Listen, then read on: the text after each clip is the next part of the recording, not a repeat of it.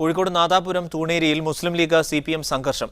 സംസ്ഥാന സമ്മേളനത്തോട് അനുബന്ധിച്ച് ഡിവൈഎഫ്ഐ നിർമ്മിച്ച സംഘാടക സമിതി ഓഫീസ് തീയിട്ട് നശിപ്പിച്ചു. പിന്നാലെ മുസ്ലിം ലീഗ് തൂണേരി പഞ്ചായത്ത് കമ്മിറ്റി ഓഫീസിന് നേരെ ബോംബേറുണ്ടായി. ഉച്ചയ്ക്ക് 2 മണിവരെ തൂണേരിയിൽ മുസ്ലിം ലീഗ് ഹർത്താലിന് ആഹ്വാനം ചെയ്തിട്ടുണ്ട്. ഡിവൈഎഫ്ഐ സംസ്ഥാന സമ്മേളനത്തോടനുബന്ധിച്ച് നിർമ്മിച്ച സംഘാടക സമിതി ഓഫീസിന് നേർക്ക് രാത്രി 9:50ഓടെയാണ് തീയിട്ടത്. ഓലയും മുളയും കൊണ്ട് നിർമ്മിച്ച താൽക്കാലിക ഓഫീസ് പൂർണ്ണമായും കത്തി നശിച്ചു. ബൈക്കുകളിലെത്തിയ ലീഗ് പ്രവർത്തകരാണ് തീയിട്ടതെന്നായിരുന്നു ഡിവൈഎഫ്ഐയുടെ ആരോപണം. പിന്നാലെ ഡിവൈഎഫ്ഐ രാത്രി വൈകി നടത്തിയ പ്രതിഷേധ പ്രകടനത്തിന് ശേഷമാണ് മുസ്ലിം ലീഗ് തൂണേരി പഞ്ചായത്ത് കമ്മിറ്റി ഓഫീസിന് നേർക്ക് ബോംബേറുണ്ടായത്. 2 ബോംബുകൾ എറിഞ്ഞതിൽ ഒരെണ്ണം പൊട്ടി ജനൽ ചില്ലുകൾ തകർന്നു.